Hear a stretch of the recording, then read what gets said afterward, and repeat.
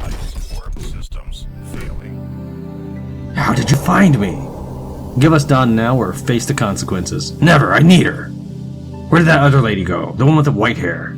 That's none of your concern. I am the pilot here. You have no idea who you're meddling with. I'm Malthus, evil Dreadlord of the galaxy. If you want to play that game, then fine. I'm Firehawk, your worst nightmare. I don't know how you found this system, Firehawk, if that is your real name. I've sent my fleet to stop you. Leave now while you have a chance. I'm reading a fleet of ships on scanners approaching us fast. Those look like Zaus ships. Who is this Malthus that he has the power of an entire Zaus fleet? Alright, so I'm gonna load, I'm gonna summon everything. His fleet is much larger than anticipated. What should we do? I'm not leaving without Dawn. Who knows what they may do to her? Alright, so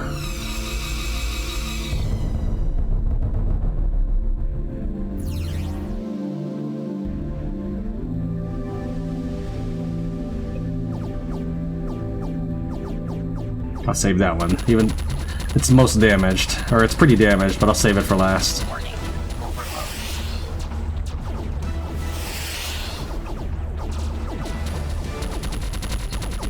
I can't even tell which one are my ships. Is that an enemy ship right there? No, I don't think it is. There's an enemy ship right there. With the crosshairs. Okay. That seemed pathetically easy. You did it! Every ship is destroyed. I knew I was good, but not that good. You are starting to annoy me. Nice fleet you sent, almost fooled me. I cannot allow you to retrieve the AI. I need her. Hand her over now. I don't think so. The Dreadlord is just getting started. Honey, are you playing games again? I told you to do your homework. A voice called out to Malthus. Not now, Mom. I told you to knock before entering my secret lair. This is a critical... Malthus' voice faded away. Arcadia and Kev looked at each other in confusion. Did you catch that? I don't think this Dreadlord is all he appears to be. He might actually be a child. A few seconds later, and Malthus' voice came back. I have to end this quickly, so I'm releasing my entire fleet. Do not wish to kill you, so please leave. Kev completely ignored the threat. Get in trouble with Mommy, Dreadlord? What'd you say? Malthus stuttered. Or should I call you Dreddy? You're going to pay for that insult. Malthus closed off the channel. Now you've done it. Fire's fleet has appeared on the sensors. You better hope it's not the real thing. I'm not even firing. I'm pretty sure they can do damage though, because these ships don't look like they have full health. Maybe they just are that way normally. Let's see if they can damage me. Oh, I wasn't able to see, but alright. This Malthus is one clever character. He's managed to trick Morpher sensors twice. It's like a game of cat and mouse. He's out there. We can't see him visually, so use your weapons to find him. Really? What, I just gotta shoot the all space? Because there's a lot of space out there. I'm telling you this now.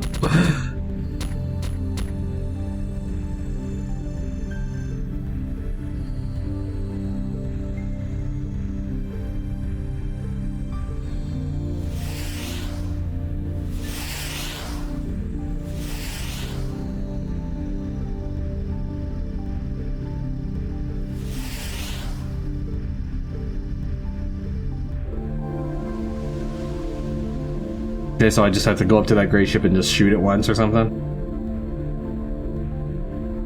I guess this is not hostile by AI, bots won't do it.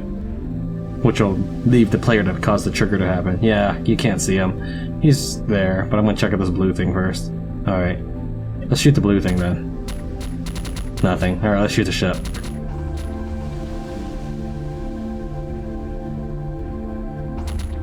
What, are you just gonna blow it up or what? Make sure I can't detect this blue thing. Alright, fine.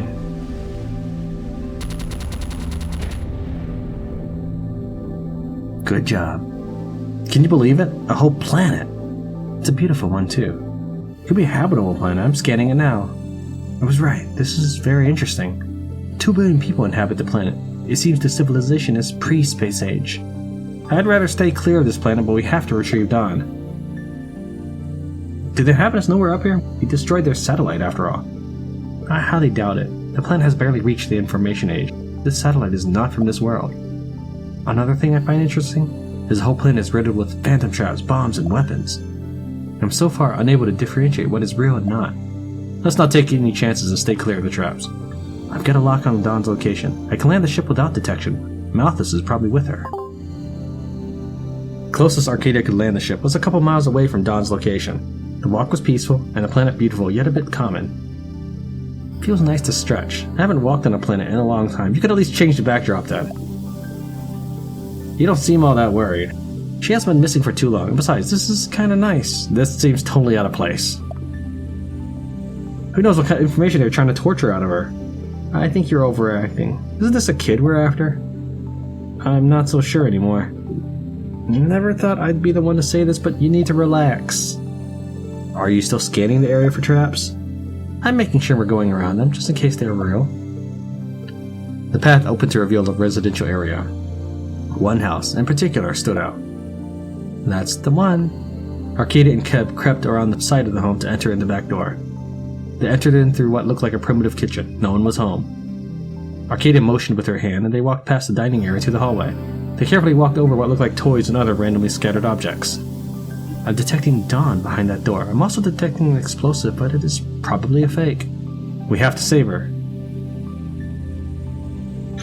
Alright. I don't know. I was trying to think of how other ways I could really read that line. Keb didn't hear that last part. It was too late. Keb made the charge and didn't hear Arcadia's call to stop. All she could do was follow. The door sprang open. Dawn was the first thing he saw, and she saw him too. There's a bomb! Get down! Okay. Keb dove at Dawn to cover her from any potential danger. To Keb's surprise, Dawn activated her defense and watched as he flew through her body. Malthus screamed as Keb smashed into furniture and landed with a crash. Dawn stood with a bewildered look on her face. Keb's eyes grew heavy as he lost consciousness. Keb rested in his bed with a slight injury to his head. After bringing Keb aboard Morpher, Dawn stayed behind to look after him. She felt responsible for the accident. Arcadia stayed with Malthus. As she sat in a chair next to his side, she used a damp cold cloth to dab his burning head. After cooling his forehead once more, she hovered over his face to watch him sleep. She found his sleeping expression cute. She had the urge to poke his cheeks, but didn't know why. Something drew her face closer and closer like a magnet, but she couldn't pull away. She looked down at his lips, which were so close to hers, they may accidentally touch. Keb's eyes suddenly opened, so she pulled away quickly and nervously. Keb woke up surprised and a little drowsy. He noticed Dawn and figured his location to be in his bed aboard Morpher. Keb knew something was going on. Dawn was acting strangely and couldn't keep eye contact with him for more than a couple seconds at a time. Were you watching me while I slept? Dawn denied the accusation instantly. No, sir. I was medicating your injury. You're the worst liar I know. It's true, I was medicating your injury. If you want to stick with that story, that's fine with me. You can get back to the medicating. I have deduced that the medicating procedure is no longer needed. That's pretty good. You were using that cloth for my head, right? My head's burning, so can I use it? No. What? Why? I don't know. You've been really rebellious lately. Fine, I'll take it from you. Keb reached for the cloth, so she pulled back her hand. He had to reach further. He reached out, and she pulled back again. Keb lost his balance from the overreach and tumbled off the bed. Dawn moved her chair and body while watching Keb smash to the floor. His arm was extended, so he didn't catch himself properly. Why did you... Alright. That hurt! Are you okay? Dawn asked, concerned. Keb just laid on his face until he started laughing into the floor panels. Keb continued to laugh while he pulled himself up to talk.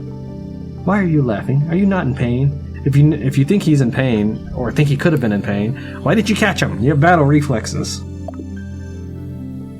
I landed directly on my face. You could say I'm in pain. Then why are you laughing? Because it was funny. You're funny. You are in pain. Why is that funny? That's something you have to figure out for yourself. If I may change the subject, why did you disperse, or whatever you should call it, when I came to save you? My defense matrix activates when I'm being attacked. Did you think I jumped at you to attack? I know you would never hurt me. Then why did your defense matrix activate? I don't know. Keb didn't know if he understood either, but on multiple occasions, Dawn had shown she doesn't like to be touched by him. After remembering the rescue incident, Dawn began to smile. Her smile was big and beautiful, and then she started to laugh. That was so funny. She paused as if thinking of the moment again. Then her face erupted into more laughter. The look on Arcadia's face as you... Alright, that should be her line. The look on Arcadia's face as you passed through me. Cab watched her and began to smile, because her smile was contagious. What are you laughing about? She tried to explain. When you jumped at me, you passed through me and crashed, and Malthus started to laugh. You were hurt, but it was funny. Now you picked up why pain can be funny, at least when it's someone else. Arcadia peeked through the door, and watched as the two laughed. She didn't want to disturb them. It felt good seeing Dawn express her emotions and make a connection with Kim, but something about it also left her wanting. She prepared to smile and compose herself before opening the door. Hey, you two. You look like you're doing better. We have a visitor. Be careful with what you say. He's not good with people. I mean, not good at all. Keb got up, threw on his jacket, and exited the room with Dawn. Malthus was there, waiting for them, but he wasn't sitting still. As if the ship was a big toy, Malthus touched and probed everything he came across. Get away from that! Arcadia yelled as he pushed buttons and flipped levers on the control panels. This kid is like a rat. He gets into everything. Nothing works. Of course not. Unless Dawn allows it, I guess Keb has that power now too. Malthus spotted Keb as he walked in, though he seemed unimpressed with his appearance. And what would be really cool is if Keb could start doing the defensive matrix stuff. I don't know if they'll ever do that. If it isn't the infamous Dreadlord of the galaxy. In Firehawk, the Relentless. Why did you bring this kid aboard the ship? To put it simply, Malthus somehow knows about the virus. I'm curious to know how. That's incredible considering his planet hasn't developed space travel yet. He even modified technology which cloaked his planet from our sensors. He did that to protect his planet from the virus. And all was fine until you took out my satellite and doomed my entire planet. You don't know how much trouble I went through to prepare all those traps. Yeah, that was what I was thinking as soon as I blew up the satellite and saw the planet. I was like, well, that was kind of necessary to protect it. What did you expect after stealing our AI? I only needed her for a minute. I was gonna give her back. Then you should have said so. Now the fault of the satellite blowing up's on you, Malthus. And what exactly did you need her for? Malthus mumbled something barely audible. What did you say? I said I needed help with my homework. I did my best to help him in a subject called poetry. You hacked our ship and stole our AI because you needed help in poetry. Do you know how difficult it is to write a stanza? Naturally, I would have returned to the ship, but some of my functions were damaged. It turns out after being forced to Malthus, some of her programming got corrupted. Wow, okay, and they deleted what was left of her on the ship. Is this something you can fix? Yes, it will take time and I need the right equipment. Besides needing to remain in her physical form, all her other functions are working properly. And let me restart the recording here, just in case frame stuff happens. I learned while I was editing Left 4 Dead that Shadowplay records in variable frame rates, which is a problem for editing. And that's why my audio gets desynced. So I kind of have started working with that. And I'm going to go ahead and stop the recording here to anticipate that. What the old hag hasn't mentioned yet is why you need me. I am not an old hag. This little twerp got into our ship's systems and found information about my atmospheric 150-year sleep. You won't let it go. Why do we need you? I have a talent for getting into places I shouldn't. Isn't there any information you need locked away somewhere? I got into this place, didn't I? I hate to admit it, but he has a point. I found out about the virus by hacking into communication signals in space. It's easy to know they've been somewhere when all communication suddenly goes dead.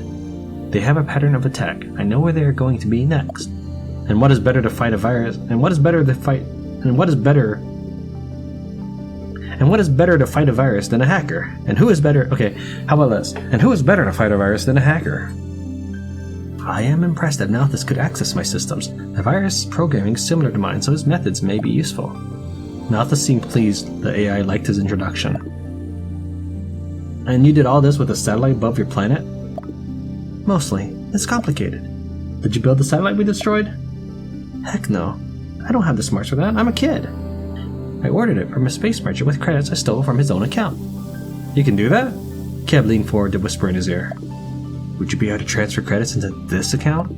I can't believe I'm about to put the fate of the galaxy in your hand. Well, hold on. Arcadia, Do you realize that with the extra credit, we could replace all the ships? Like, we're fighting the virus. You're gonna need some firepower. It's not like he's gonna go, I don't know, on a cruise with it. That money is for fighting the virus, if nothing else. Kev backed off apologetically, unsure exactly what she meant. Are you gonna take me on or what? I don't know. Please? My planet is visible now, and the only way to save my family is to stop the virus.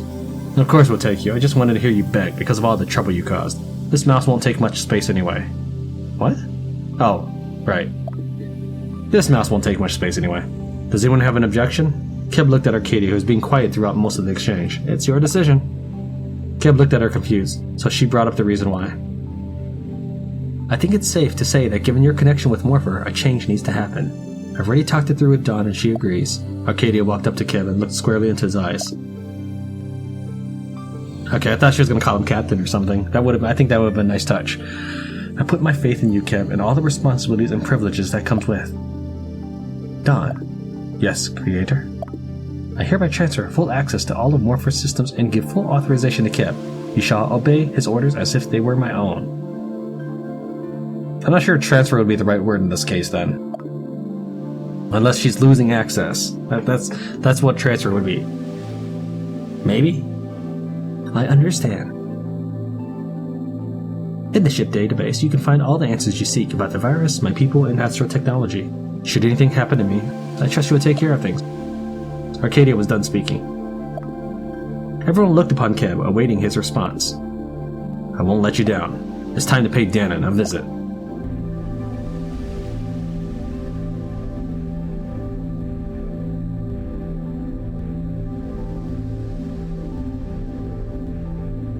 Now, I think I'm in like chapter 2. I forget what I said earlier. I'm pretty sure I said chapter 2. The reason why that matters is in the news notes of things that are upcoming, it said something about releasing chapter 3, so I guess the game is not complete yet, story-wise, plot-wise. So what I'm doing is I'm hoping I can push on all the way up to the end of the chapter so I know how to divvy up the episode. So it's probably going to be 2 episodes, assuming this chapter length is, I don't know. Basically, I don't want to just start another recording later and have like a 10-minute episode. So I'm trying to push through, but it is past midnight. I do have work. Where work is vaguely dangerous, but not tragically dangerous.